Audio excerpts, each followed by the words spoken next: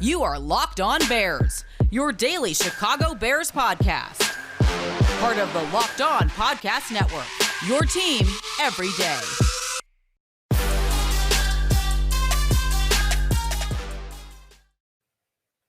Chicago Bears offense was night and day better against the Detroit Lions compared to the Cleveland Browns. But going back through the film of the game, it was clear that there were still a lot of mistakes from Justin Fields and a lot of room for improvement to where he can still get even better than what we saw on the field against the Lions. This is Locked On Bears, and I'm your host, Lorin Cox. I'm an analyst for Pro Football Focus, and I'm here to bring you your daily, in-depth Chicago Bears news and analysis. You can follow me on Twitter at CoxSports1. You can follow the podcast on Twitter at Locked On Bears. You can like Locked On Bears on Facebook. Join the Locked On Bears Facebook group. Make sure you subscribe to the Locked On Bears YouTube channel as well to keep up with all of our video podcasts. Thank you for making Locked On Bears your first listen every single day. We're here for you 5 days a week. And today we're going back through the film of the Bears-Lions matchup. We'll start with the offense, specifically some of the things we saw from the game plan and the play calling perspective that honestly was still the same as it was against the Browns. It just worked quite a bit better against the Lions. We'll look specifically at some of the areas where Justin Fields still made some of his own mistakes and where definitely still some room for improvement there. Then we'll turn our attention to the Bears defense, kind of look at how the Lions were able to move the ball so well between the 20s, and then how they kind of froze up so much in the red zone. And we'll look at a couple of specific standouts in both the positive and the negative of this Bears defense. Then we'll wrap up with a look at the newest Bears wide receiver, trading for Jakeem Grant from the Dolphins. We'll look at how he fits offensively and on special teams, and which players on the roster right now will be most affected. We got to start with Justin Fields, because going back through this game, I really wanted to see, okay, what was the big difference? What felt like such a difference, right? I mean, we could see it live. We could feel like the play calling rhythm made more sense. But it was more of like a feel thing, right? It was like, okay, the running game was working really well and play action and time for Justin Fields to throw, and he was making some really nice throws, right? We could feel that as the game was going on. But as I was watching back through and kind of going through, especially the passing plays in particular, a little more of a fine-tooth comb with Justin Fields, there were still a lot of the elements of Matt Nagy's offense, even though Bill Lazor is the one calling the plays, right? There's still a lot of the same passing concepts that Matt Nagy goes to. Still a lot of curls that Justin Fields is throwing, some slants, those quick game plays. It's curls and spot concepts that still have sort of a curl route that is the primary read that the quarterback goes through. And so then we still saw Justin Fields miss some of those throws because it's not the type of quarterback he is, or at least not the type of quarterback he is right now, and not the type of quarterback that he was at Ohio State. He's not the crisp, sharp, pinpoint accurate, perfect timing quarterback that Andy Dalton is a bit more like that in terms of the underneath throws. And you can see why maybe that's why Matt Nagy wants to go back to Andy Dalton. Doesn't make it the smart or the correct decision, but maybe there's some reasoning there. But the problem with Fields, and what stands out over and over again, whenever you see him miss a throw or complete a pass that the wide receiver has to dive for, like Darnell Mooney, or you can see the pass is a little bit behind the receiver. It's still caught, but it's not spot on where it needs to go. It all comes down to Justin Fields' footwork, and it's still messy. It's very messy, and you can see a night and day difference on the throws that he fires in there downfield. The one, he drops the 64-yarder over the top to Darnell Mooney, or the one to Allen Robinson on the sideline where he threaded the needle, and it was just a perfect throw.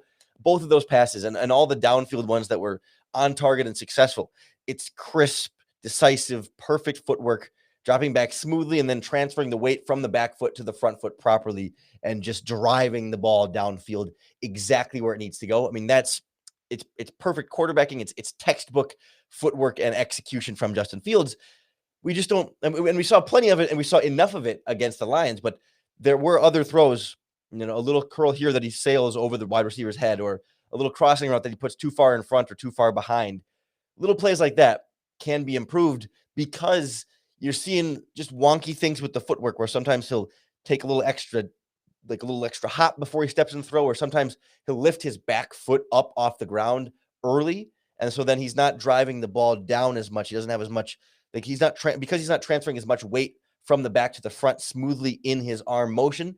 The ball is not driving down as much, and then it sails on him a little bit higher. It's just like little things like that he does still need to improve on. And I think you can see how he can continue to get better in that way. There's also a couple times where, the blitz is coming and he didn't necessarily make the right read because he's still very locked on, pun intended, locked on Bears, locked on to his reads. And it's not every play, but in Matt Nagy's offense, there's design plays like the curls where he's just going to snap it, check the safeties, and then pick his receiver, essentially. Usually it's two receivers, but it's one read.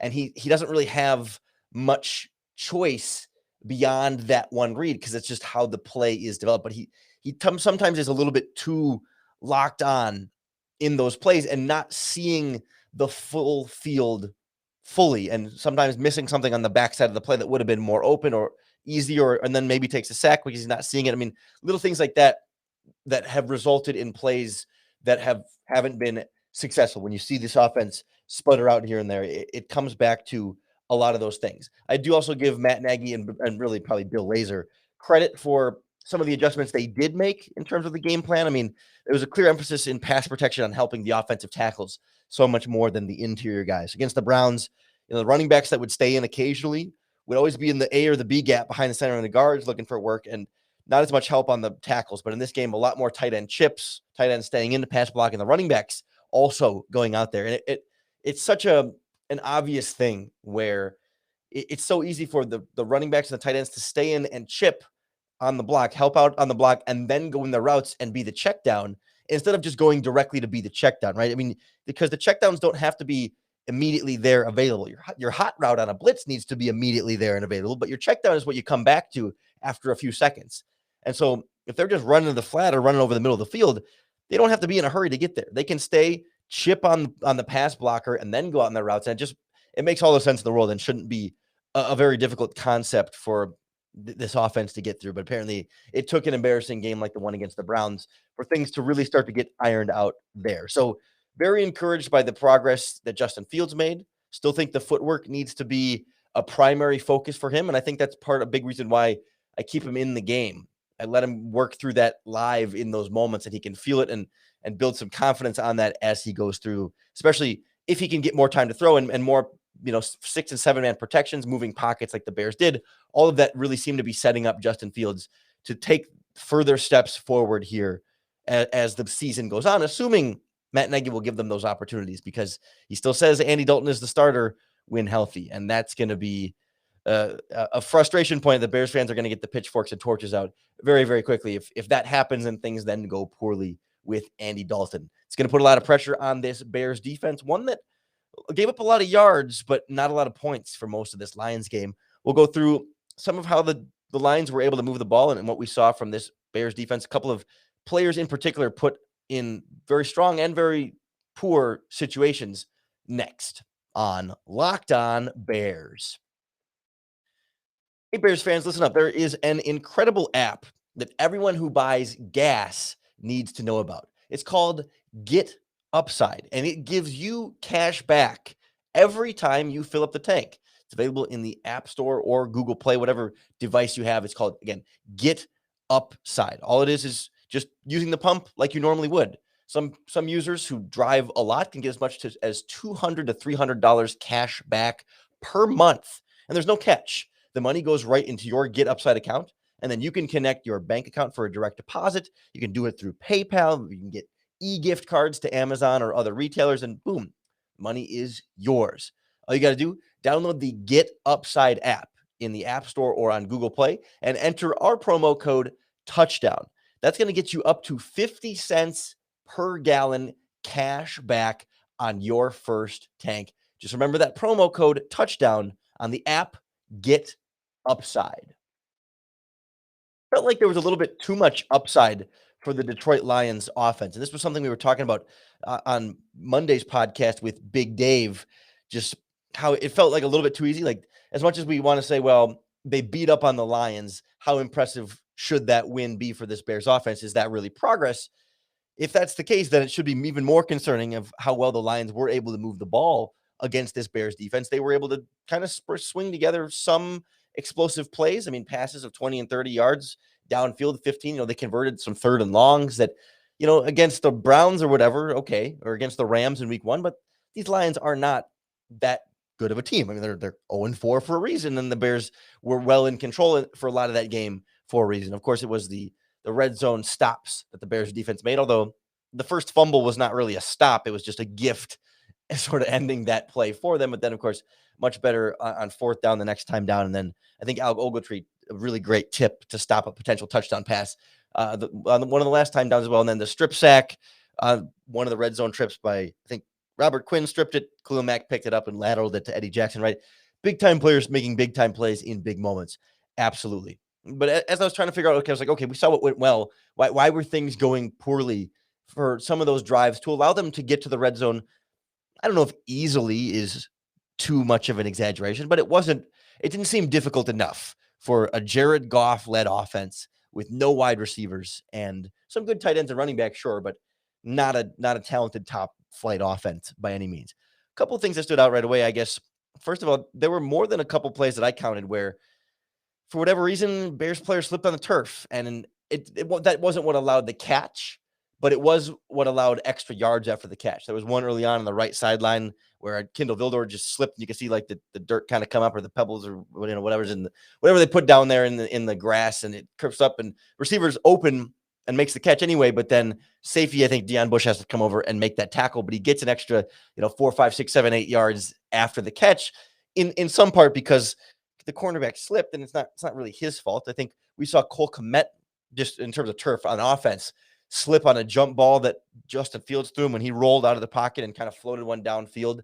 Kmet tried to come back to it, and his feet slip and hit the ground. He was looking for a flag. I don't think it was really defensive pass interference. It was just the turf slipping. And then there was one by Eddie Jackson too, where it was a play that Jared Goff escaped a sack and was rolling, and that was, I think, in the red zone too, or in the Bears territory, and he threw it, and Eddie Jackson came down to try and make a tackle, and you can just see his feet just straight up cut him out from under him. I mean, as much as we get frustrated with Eddie Jackson missing tackles, I'm willing to blame the turf monster a little bit there. So just kind of a weird return to turf issues that is probably nothing and just seems a little bit more coincidental, but it happened a few times to help the Lions move the ball in this game. The other thing was penalties. Didn't seem like the Bears had like an inordinate amount of penalties. You think back to earlier this season, I think Rams and the Bengals game as well was a bunch of penalties on both teams, but especially on Chicago. I didn't seem like it was like, the dozen, 12 plus, but they came in key moments and tended to be big yards. So I think I think it was the first drive, there was a pass interference on Roquan Smith. It gave the Lions a big first down on a second or third and long. And then Kyrus Tonga was called for a roughing the passer on, I think, on the sack that he generated. And then later on, one of the drives, there was the play where Khalil Mack was flagged for roughing the passer when his arm, grazed the helmet slightly of Jared Goff, and any contact to the head, even though there was no way he could have possibly avoided it when he was trying to bat a pass, still counts as a 15-yard penalty. It's a free 15 yards, a free first down, and it keeps things going. That doesn't excuse some poor plays in coverage by a couple of different members of this Bears secondary. Mainly, I think the one that stood out most to me was Deion Bush, maybe because I'm used to it from Duke Shelley. I mean, Duke Shelley was targeted a lot, gave up some catches. He's a weakness in the secondary, but it wasn't like he gave up. I mean, there was the big busted coverage touchdown. That one was on Deion Bush. We'll get to that in a minute. But actually, two of the Detroit touchdowns were on Deion Bush. The first one, it was in the near the goal line, and they had sent Khalif Raymond in motion to the backfield, and then the snap, he stops, turns around, and goes back in the same direction he had just come from. Deion Bush is reading it. He's late to read it. Khalif Raymond is faster than Deion Bush, and he's just slow. And there's trying to set up a pick play with a slant route to try and slow Deion Bush down. It slowed him down a little bit, but I'm not sure it actually was what prevented him from getting over there to making the tackle. Kind of tackles him into the end zone. I'm not necessarily going to kill Bush on that one. It's a good scheme by the Lions. But then the busted coverage where the guy runs right up the seam wide open. Looking at the all-22, the Bears dropped 8 into coverage, 3-man rush. And when it's a busted coverage like this, sometimes it can be hard to tell exactly what the play call was for coverage because, of course, we don't hear it. We don't have the actual play call, but doing my best guess and evaluation from watching the film, it looked like the Bears were doing a cover 4, but it's drop 8. So normally a coverage is 7 defenders. It's 4 pass rush, 7 defenders, your 11 defense. Bears only rushed 3, so they had an extra guy to drop into coverage. And so they went with a cover 4, and which would normally have 4 on the back end, 3 underneath. Bears were able to do 4 on the back end, 4 underneath because the extra pass rusher was instead dropping back into coverage. Deon Bush did not look like he was running cover 4. I think it looks to me like he thought it was cover 3. And so instead of being a deep safety, he tried to roll his coverage down to be an underneath coverage defender into the exact same zone where Alec Ogletree was. So they were both covering underneath. And so when the wide receiver went vertical up the seam, I think Deon Bush thought Eddie Jackson was going to be the middle of the field safety on cover 3. And he'll pick that up. That's his responsibility. I got to get my underneath zone. Obviously, then no one gets him because Eddie Jackson's a cover 4 safety on the other side of the field. There's no one covering that seam, and it's a wide open, easy touchdown for Jared Goff. And you can see right after play, pretty much 3 different Bears defenders all turn to Deon Bush and throw the hands up like, what are you doing? And you can see Eddie Jackson turn and point to the area of the field he was covering. Like him saying, no, I had that part. You had this part. They knew, at least Eddie Jackson seemed to know right away that it was Deon Bush's fault and where Deon Bush was supposed to be on that play. And I certainly get Deon Bush as a backup. He's been practicing with the backups all year. I mean, he started last week, but he's had 2 games, kind of like Justin Fields, but he's also, a 5th or a 6th year pro at this point? I mean, it's part of the reason why I think you see now why the Bears bring in Tashaun Gibson every year. Clinton Dix before that, right? They're intentionally signing veterans and not handing those keys to Deon Bush because he's not natural on the back end. He's not great in one-on-one coverage situations. When it's underneath and he's in zone and there's a running back check down, he can run up and make that tackle every time. He's a strong safety. I mean, a fairly traditional skill set in that role. The designation between free and strong safety is gone in the modern NFL. You have to be able to do both.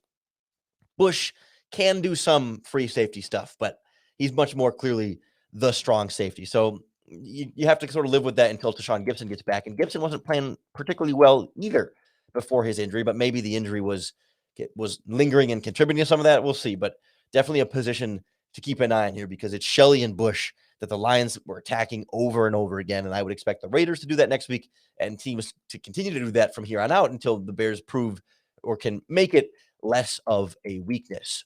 I'm not expecting any sort of, free agent signing or trade at that position, but they did bring in a new wide receiver. And I think more specifically, a new kickoff and punt returner in Jakeem Grant from the Miami Dolphins.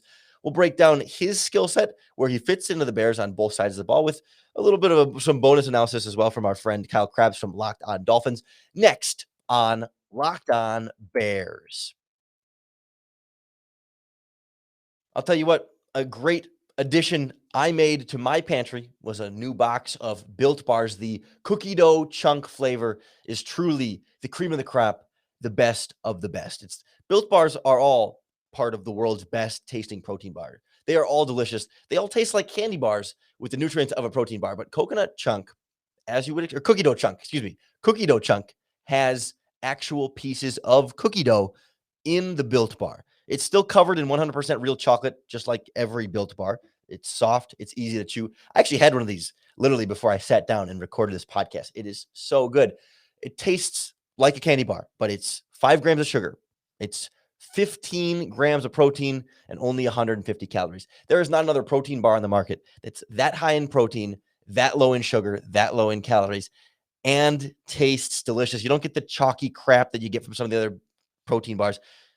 I'm serious. It does taste like a candy bar. And I've said it a couple of times, but I get to go have a sweet treat from my pantry with no guilt and none of that cruddy, sugary overload feeling that you get from candy. I'm telling you, you got to try them for yourselves. Head on over to BuiltBar.com, enter our promo code LOCKED15, and you're going to get 15% off your next order of Built Bars. Again, LOCKED15, LOCKED15 for 15% off at BuiltBar.com. Want to make this week's Bears-Raiders game just a little bit more exciting? why don't you head on over to betonline.ag and throw some money down on this spread. Bears are currently 5.5-point underdogs on the road. The money line has Bears plus 205. The over-under set at 44.5. So anticipating another lower scoring game on the spectrum there. But Justin Fields starts and gets going a little bit. We've certainly seen Derek Carr and the Raiders offense put some points up this season. Maybe there's some potential there for a lucrative bet, because betonline.ag is the number one place we trust and the number one place we recommend, not only for your pro football bets, but college football, baseball playoffs are here, golf, soccer, and then basketball, hockey, tennis, boxing, you name it. If it's a sport, they've got odds for it at betonline.ag. So sign up today for a free account. And don't forget to enter our promo code LOCKED ON to receive your free 50% welcome bonus on your next deposit. BetOnline, your online sportsbook experts.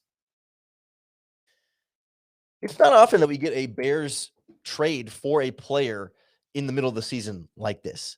It's fun, exciting. They add a veteran, and especially a veteran with an elite trait like Jakeem Grant, and all of a sudden you can get a little excited. I mean, Jakeem Grant is legitimately one of the fastest players in the NFL. He at one point he didn't like directly challenge Tyreek Hill to a race, because they certainly never actually raced, but he kind of said, like, I think there were emojis involved. It was emoji communication, so you can't say he challenged him to a race, but he tweeted emojis at a Tyreek Hill tweet about wanting to race people. So like, he's seems up for that potential challenge. That's the level of speed that you talk about with somebody like Jakeem Grant. Particularly, you've seen it on special teams for the Miami Dolphins. I think over the last 3 seasons, he's had 2 kickoff return touchdowns and 2 punt return touchdowns. Yeah, absolutely. That can be a big potential boost for Chicago. I mean, he's 5'7". He's small, he's fast, explosive. His nickname in Miami, and I think it came from college, if I remember correctly, is Mighty Mouse. And there's memes of him photoshopped onto Mighty Mouse, like with the Dolphins helmet and everything. I mean, he's fast, he's explosive, and he's got that 40-yard dash speed. I think in the pre-draft process, there was a hand-timed speed of his that was like 4.19, something record-setting that you can't fully trust those numbers, but that's to give you a sort of a sense of what type of speed he has. And so special teams first and foremost, but then, you put that speed on offense. You want to get the ball in his hands. He can be somewhat of a potential chess piece. He's kind of like a wide receiver, Tariq Cohen. I mean, Cohen's a little bit more short area quickness. He's fast, but like Cohen is more explosive. And certainly Jakeem Grant is very explosive too. We're nitpicking on, Grant, I think, is a little bit more long speed and Cohen is a little bit more acceleration, but it doesn't mean Cohen doesn't have a lot of long speed and Grant doesn't have a lot of acceleration. They're both fast and explosive, but if I have to differentiate a little bit, that's how I associate Cohen more with change of direction, and I associate Grant a little bit more with getting vertical quickly in a hurry. So there's some acceleration there, but it's fluidity. Maybe is kind of how we might separate their athletic ability. So right, there's clear like, oh yeah, give me fast players and we'll try and make it work. I think the problem is the Dolphins couldn't make it work, and of course, every coach thinks, well, no, I can be the one that unlocks him. Matt Nagy thinks, I presume you wouldn't trade for him if you didn't think you could be I can figure this out. I can make this work. I'll take this rare physical trait and I will find a way to use it in a way that the past coaches just weren't able to do so. It'll work better here with me. Sometimes that's foolish. Sometimes there's something to that. But there's a couple of challenges here. First and foremost, you can't like derail your whole offense just to manufacture touches for one player. I mean, maybe when they're Tyreek Hill or when they're Odell Beckham Jr. in his prime or Calvin Johnson, right? When they're bona fide elite players, that's a different story. But a potential gadget type player like Jakeem Grant, you can't necessarily just say, here's a Jakeem Grant play I'm going to cram in here on 2nd and 4, where it's a wide receiver screen. And that's the Jakeem Grant play and then Jakeem Grant package. And that when he's in the game, he's going to get the ball, and it becomes a little bit more predictable and it becomes a little bit more disruptive to your offense. Like I think the goal here would be to manufacture him touches naturally in the progression. So, you don't have to have him run a double, a post corner double move that requires more fine route running to get open. just have him run a drag route across the middle of the field and make it part of the progression, right? So you're still getting his speed, you're getting him the ball in space, you're getting him moving, but it's not like, okay, here you have to get the ball to Jakeem Grant's hands because you don't have any other choice. You can have, a drive concept with an in route over the top, and it's a high-low read for the quarterback, and you want to get the ball in Jakeem Grant's hands because he's fast and he'll run away from people, and you can give him those kind of opportunities, but you don't want it to be the Cordero Patterson package where you kind of put everything else on pause. Patterson's in the game. Let's find a way to get him the ball. I mean, Patterson is literally 10 inches taller or whatever. I mean, he's much bigger and fat and bigger and stronger and taller, right? But that type of offensive disruption is what you want to try and avoid with Jakeem Grant. And all this, I think, is painting him in a fairly positive light. And we should know that the Dolphins gave him up for a 6th-round pick for a reason, right? Things were not going well for him in Miami. If he was so great, they would not have given him up, and they would have done all these things and been successful with him instead. And I want to call upon our friend Kyle Krabs from Locked On Dolphins, who summed it up pretty well on Twitter after the trade and some interactions. He kind of said he was glad to see the Dolphins get something for him, even just a 6th-round pick, because it was some sort of return on investment. He was originally a 6th-round pick as well. And then the tweet exchange from Kyle Krabs was, it was between him and a friend of the show and former host of the show, Brian Perez, said, his heart aches over losing a 2023 6th-rounder, of course, being sarcastic there. But Kyle Krabs from Locked On Dolphins says it'll hurt more the first time Grant muffs a punt, drops his 3rd pass of the day, or loses 4 yards on a manufactured touch.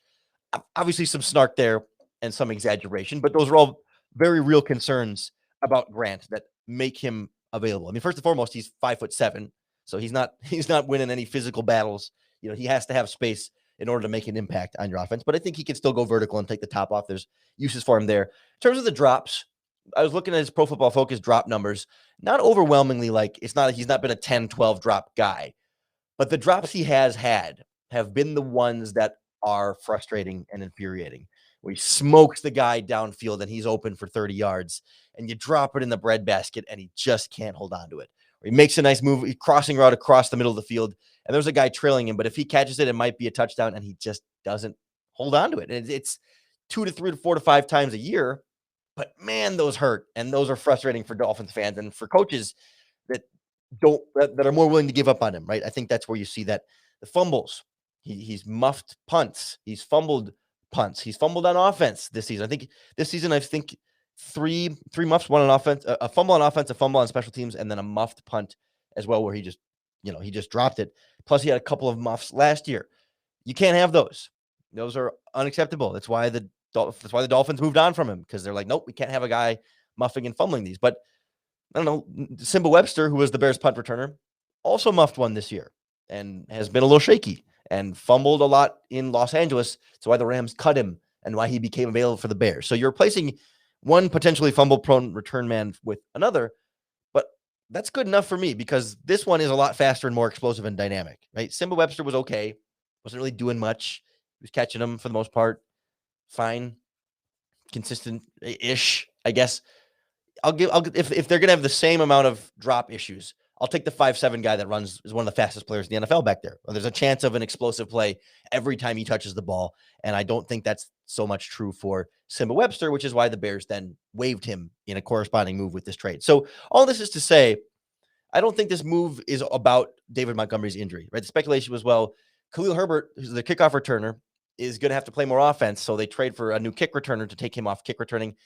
It's probably partially that, but I think it's just the Bears saw, hey, here's a guy we think is an upgrade, and we're not super thrilled about the guy we got back there, especially on punt return. So give up a 6th-round pick. Does maybe take a little bit of something off of Khalil Herbert, although he's had some nice returns as well. And, maybe does it say something about how they feel about Tariq Cohen's injury coming back? Grant has a similar skill set. Maybe. I think, it's always a combination of things. Maybe a little bit of the Cohen injury, maybe a little bit of wanting to give Herbert a break on special teams. And then I think more so it's about the potential of upgrading from Simba Webster and adding a speed guy that you feel like can add something to your offense and that you can be the coach that figures it out. So it's not going to be the difference between making or missing the playoffs, bringing in somebody like Jakeem Grant, but there's some excitement there, and it feels like there's some untapped potential. And I'm excited to see what he can do in this Bears offense and on special teams. You can be sure we'll keep an eye on any and all of his contributions in the coming weeks here on the Locked On Bears podcast. So make sure that you subscribe to keep up with all of our daily, in-depth Chicago Bears news and analysis. On tomorrow's show, we'll be joined by Q Myers, the host of Locked On Raiders, one of the best here on the Locked On Podcast Network. It's always a good time when we talk with Q, a true consummate professional. And I'm eager to kind of get his thoughts on where this Raiders team stands. He's our local expert, and you can't get that kind of boots on the ground in Las Vegas expertise anywhere else on a daily podcast like this. So I hope you'll come back. I hope you'll keep tuning in.